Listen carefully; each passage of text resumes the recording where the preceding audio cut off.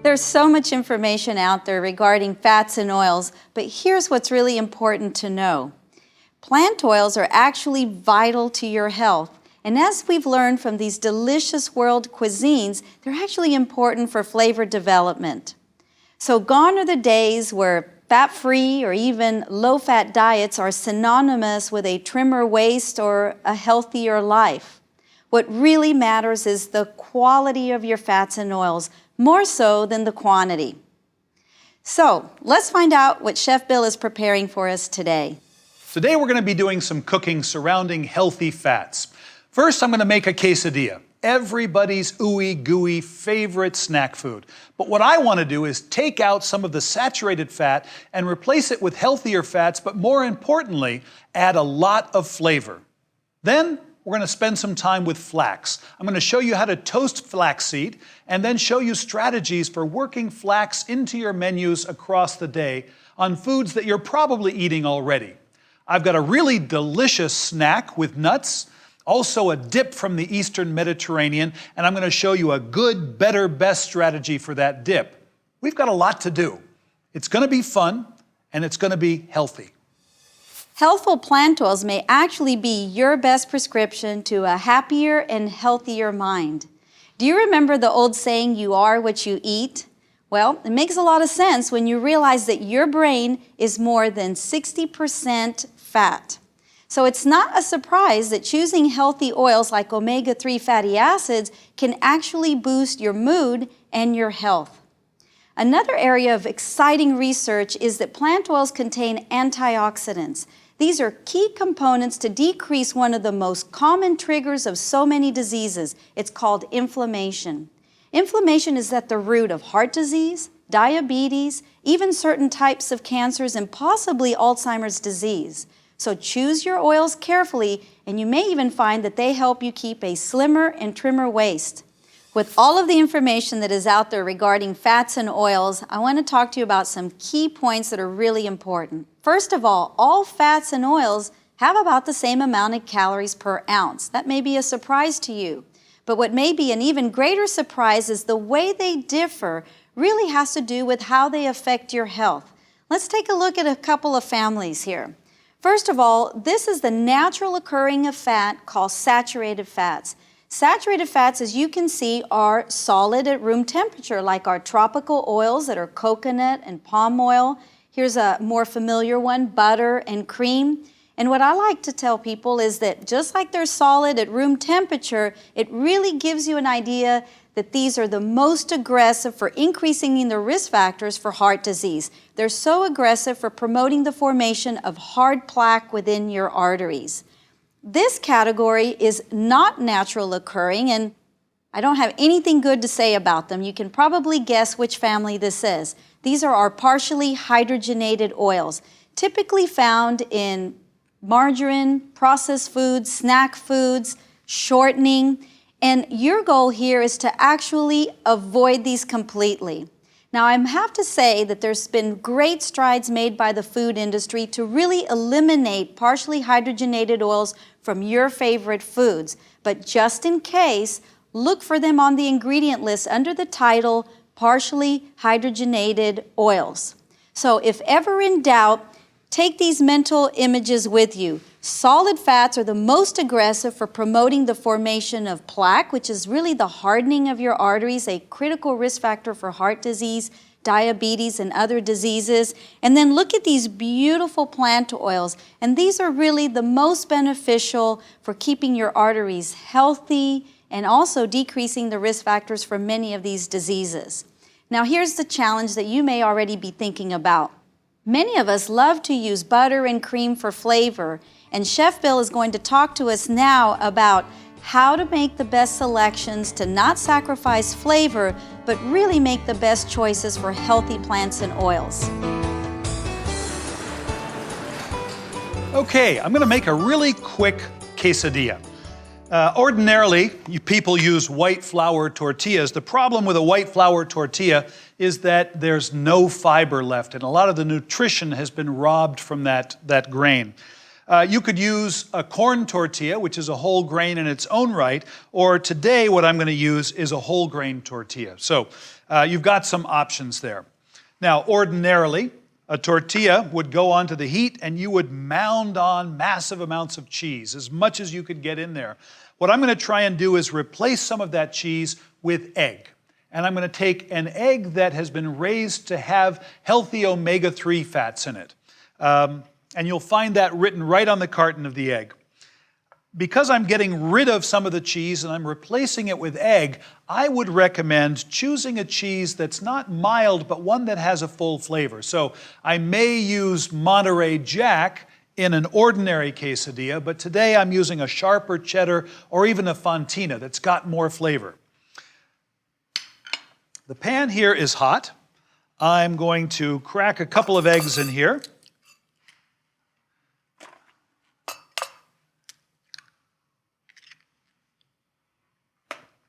We'll season the eggs with a little bit of salt and some pepper and whip them up.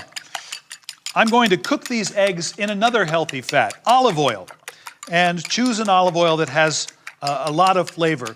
If you're in the store and you're looking to choose an olive oil, there's so many different choices. Here's a couple of things I would recommend. Look for oils that don't stay on the shelf for a long, long time.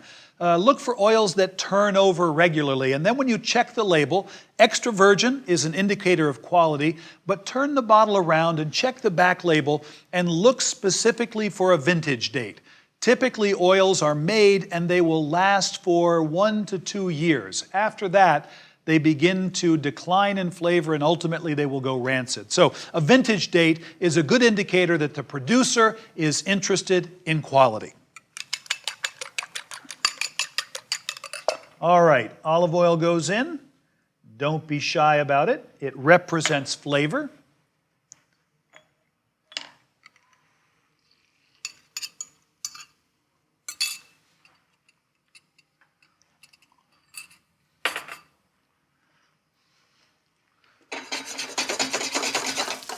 This egg will cook very, very quickly. That's it. There's enough heat in this pan to carry on. All right. Into the pan goes our tortilla. I'm going to turn the heat up just a hair. And as I said, assertively flavored cheeses, but not very much.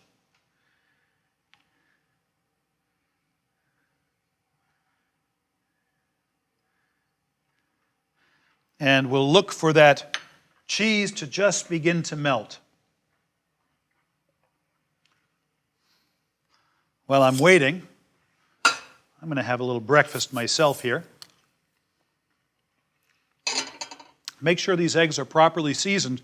What's great is I can taste the flavor of the olive oil. It reminds me of dishes that I've had in the Mediterranean. And the flavor of that olive oil, side by side with vegetables, is really great. Now, so far we have no vegetables, but I'm planning on serving this with a salsa, and I think those flavors will blend really, really nicely. All right, the cheese is just starting to melt here. So I'm going to take these eggs, I'm going to loosen them just a little bit, and add them to the quesadilla over just 1/2. I think we've got enough heat to finish this, so I'm going to turn the pan off.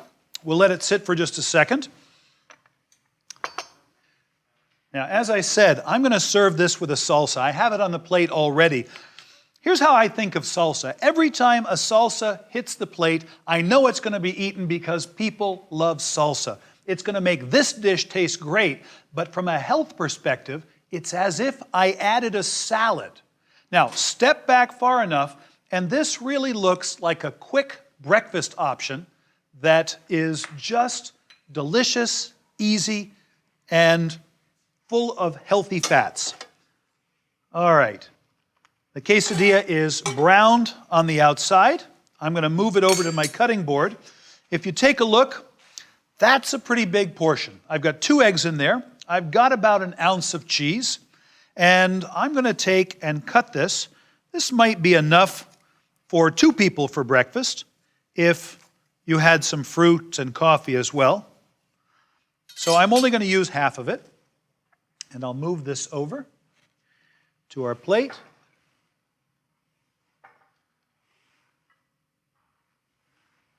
And if you like the idea of avocado, another healthy fat, you could even take and add a little bit of avocado. And I think in 5 quick minutes, you could do worse than a really healthy quesadilla with salsa avocado. That'll give you the nutrition and the boost you need to carry you through the entire morning.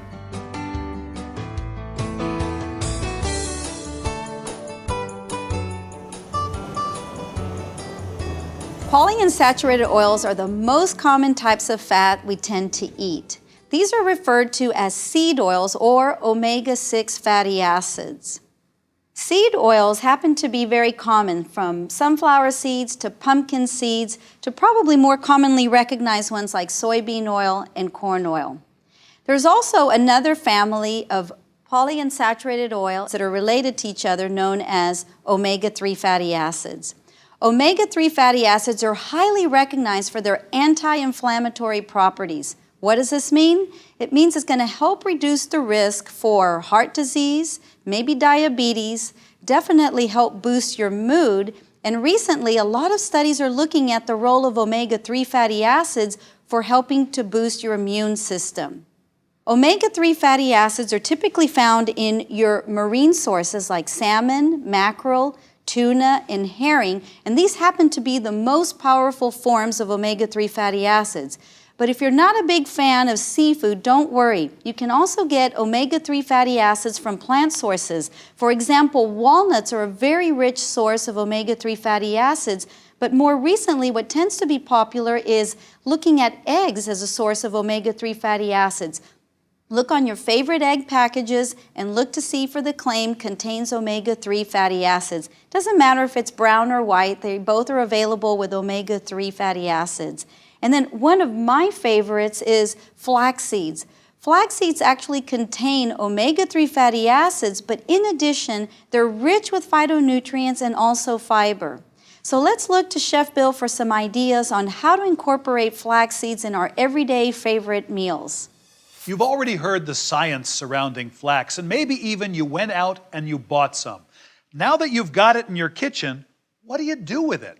So, the first thing you should know is that if you eat flax whole, it will go through your entire digestive system and it will not break down. You don't get the benefit of it. It needs to be ground up. The second thing I would tell you is that once it's ground, it turns rancid very, very quickly. It will oxidize quickly. So if you buy it ground, keep it in the freezer and just take it out when you need it.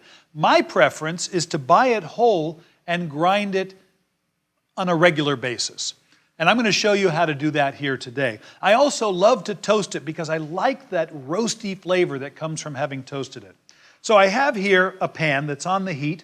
I'm going to turn it up a little bit, and we're going to toast this flax seed in a pan that's completely dry. No need to put fat in there.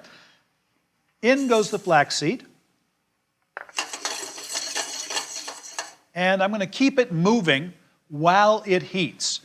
There's a couple of signposts along the way. The first thing that you may notice is that it will become a little bit more aromatic.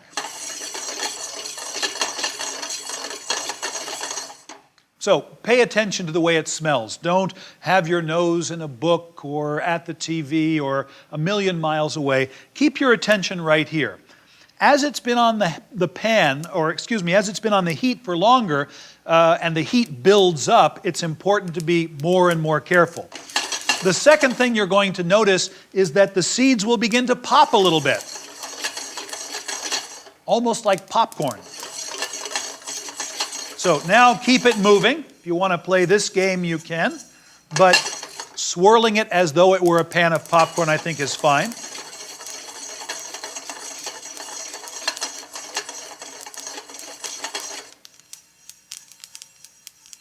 You'll hear the popping as well.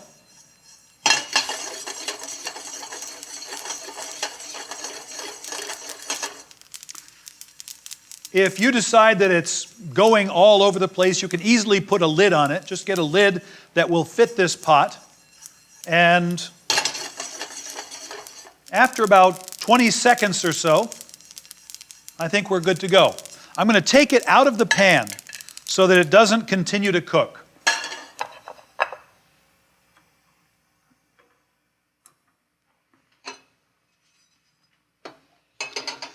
So now we've got the flax toasted. If you were here, you would smell this wonderful, deep, nutty, roasted flavor. Remember, this needs to be ground up. At home, I do it in a mortar and pestle, and I get a real workout doing it. Here, I'm going to do it in a spice grinder. I'm going to funnel this right into the spice grinder. And it should go very, very quickly.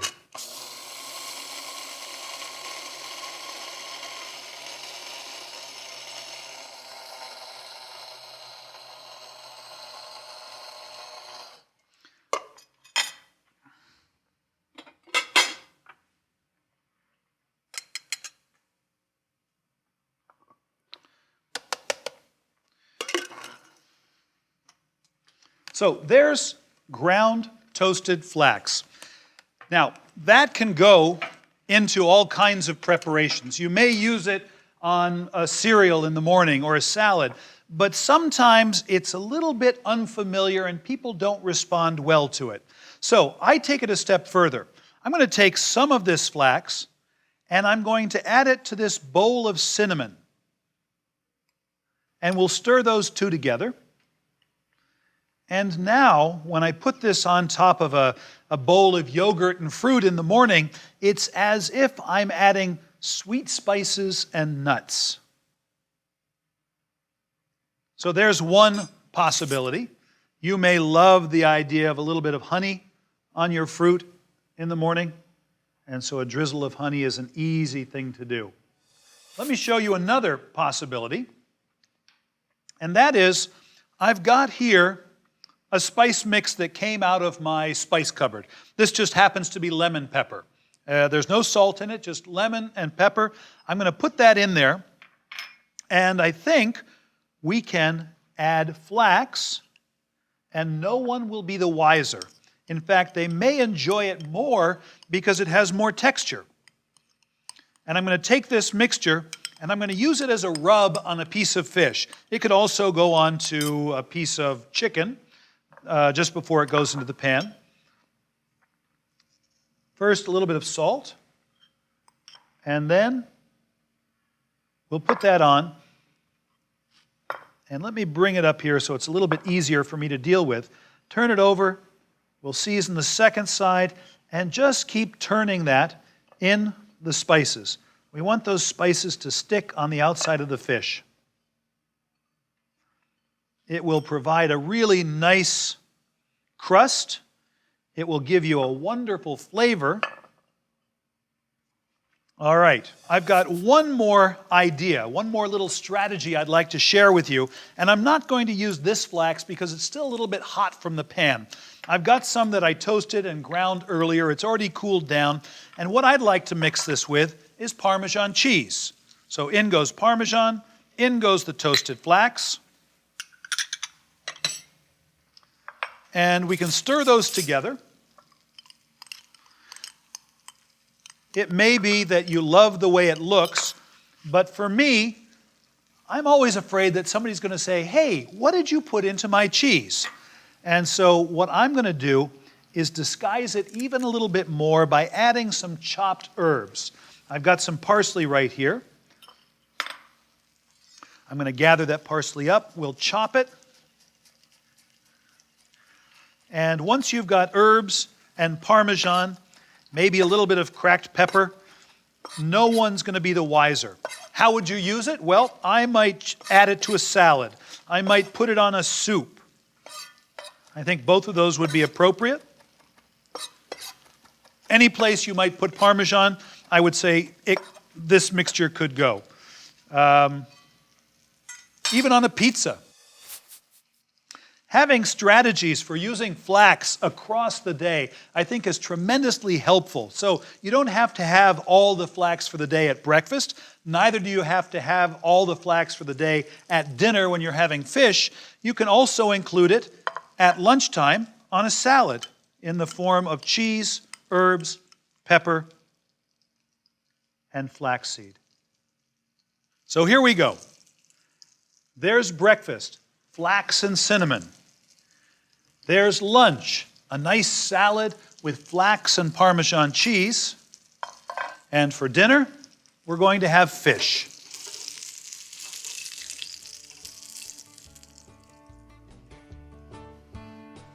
Three strategies for flax, and I think every one of them worth its weight in gold.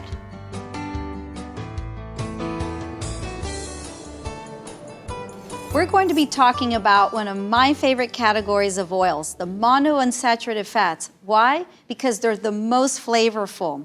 You may recognize monounsaturated oils through the everyday oils you cook with. For example, canola oil is very popular and rich in monounsaturated oils, as avocado or peanut oils. But here's one that's very common, extra virgin olive oil. This is a unique oil because it's actually made directly from the fruit through a cold press process. So it means you're getting all the benefits of a monounsaturated oil, but also the additional health benefits that are contained within the fruit of the olive. Many of these benefits are related to anti-inflammatory compounds. It's delicious, it's also very healthy. Another category of monounsaturated oils that are really popular in the news today are nuts. And people often say, well, which nut is better? The good news is that all nuts have their health benefits to offer you along with their flavor. But just how much? Because we know nuts are high in calories, but they're also very nutrient-rich sources of calories. So learning how to balance the portion with the health benefits is key. 1 ounce of nuts every day has been associated with a 50% reduction of heart disease. It's also interesting to note that in these populations, like in the Mediterranean, Asia, and Latin America, nuts are really associated with healthier body weights. So it's hard to understand that if something could be so calorically rich, why isn't it found to really relate to obesity? Current studies that are taking a closer look, for example, studies with almonds, are actually finding that nuts may be related to satiety, meaning that they really satisfy hunger. And who knows, maybe they're helping to curb your appetite to help you get through that day for a weight loss plan. Research that's on the horizon is also looking at the possibility that not all of the calories from nuts are being absorbed. So there's only good news on the horizon for health benefits related to nuts and your waist trimming. But don't be fooled, there's health benefits in all of these nuts, from omega-3 fatty acids found in walnuts to high-rich antioxidant sources in pistachios and powerful amino acids like arginine found in peanuts. So if you like peanuts or you really prefer peanut butter, almond butter, tahini, or maybe even almond milk, the benefits and the flavor are just waiting for you. So we're going to look to Chef Bill and ask him for some creative ideas and delicious ways to enjoy these heart-healthy nuts. So let's get started cooking with nuts. First thing I want to tell you is that nuts, oftentimes, if you eat them raw, can seem a little bit bland. It doesn't take much time to toast them. As an example, I have here a pan of walnuts. I spread them out into a shallow pan. This could as easily be a cookie sheet, and I put them into the oven at about 375 degrees for 10 to 15 minutes. What I was looking for is a slight change in color, a very distinctive change in texture. They get a little bit crispy, and a much deeper flavor. Now, if they get too dark, they'll become bitter. So between 10 and 15 minutes, and you're right on. I did the same thing here with almonds. I tossed them with a little bit of olive oil. I put them into the oven, and I cooked these. They're a little bit more dense. They took maybe 15 minutes for sure. And you can test them by biting in and look for the color in the cross-section to begin to change. It'll get a little bit golden and then towards brown. Again, not too dark. We're going to make a really fun snack. And this snack is almonds that have been toasted, and they're flavored with fried capers and golden raisins. Now, if you put health aside for a second and just think about flavor, the capers, when they're fried, are crispy and salty. The raisins tend to be soft and sweet. There's a really wonderful contrast of flavor and texture right there. Let me show you how to fry these capers. I'm going to turn this oil up, and I've taken these capers and I've dried them just a little bit by blotting them in a towel. There's a lot of moisture in them initially, and you'll see this pan will begin to bubble and seethe as it comes up to temperature. I want to continue to cook them until that bubbling begins to subside. And when it subsides, I'm going to take and I'm going to drain them out of the oil. As I said already, I have these nuts, and they have been toasted in the oven with a little bit of oil, and I'm going to add fried capers to them. I'm going to add golden raisins to them.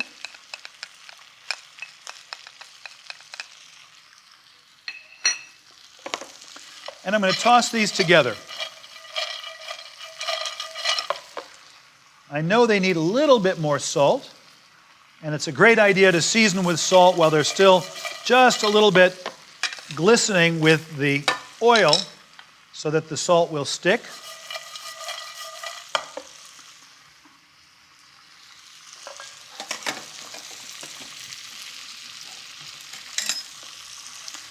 And then I'll gather these and put them right into a bowl. This is really about as simple as it gets, but it's a great little combination. Now, let's say for argument's sake that you don't have the time to make something like this. You can certainly go to the store. Here is some nuts that I bought. They are flavored with chilies and kaffir lime leaf. So they have the flavors of Thailand. They're very, very spicy, but really good. Just check the label to make sure there's no bad fats in there, but this was a really, really clean label. So look for nuts when you get mixed up in snacking, and I think you're on the right track. I'm going to set these aside for just a second. Just so you can see this process unfolding.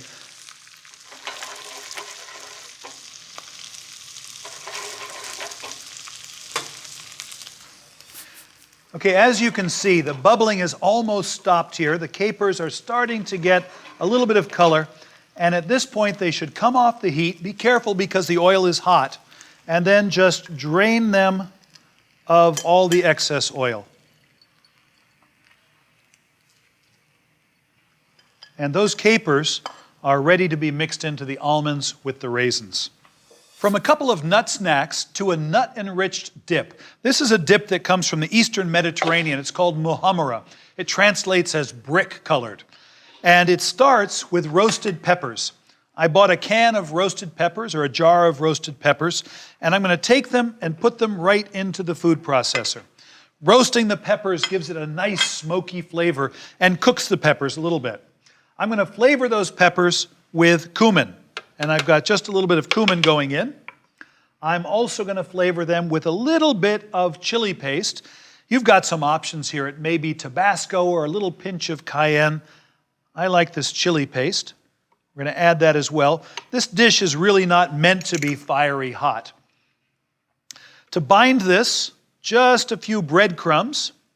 Now, these are not whole grain breadcrumbs, but there's not a lot going in there. And there's plenty of fiber in the vegetables, likewise plenty of fibers in the nuts that are going to follow. So this dish is enriched with walnuts. So I'm going to add walnuts to this, and we'll go ahead and begin grinding this up.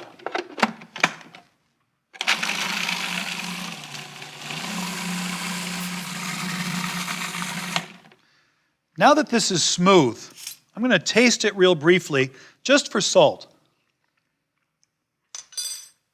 It still needs a little salt in there. And the thing that really makes this dish great is a product called pomegranate molasses. This is pomegranate juice that's been reduced down to a syrup. It has a wonderful sweet, fruity flavor. So I'm going to add that in, It's easy to find. You can find it in most grocery stores these days, or possibly a Mediterranean grocery.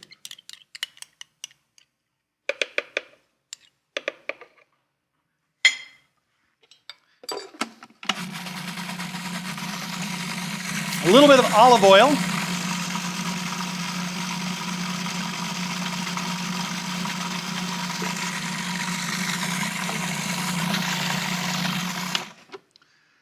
What that will do is sort of smooth it out and make it just a little bit richer.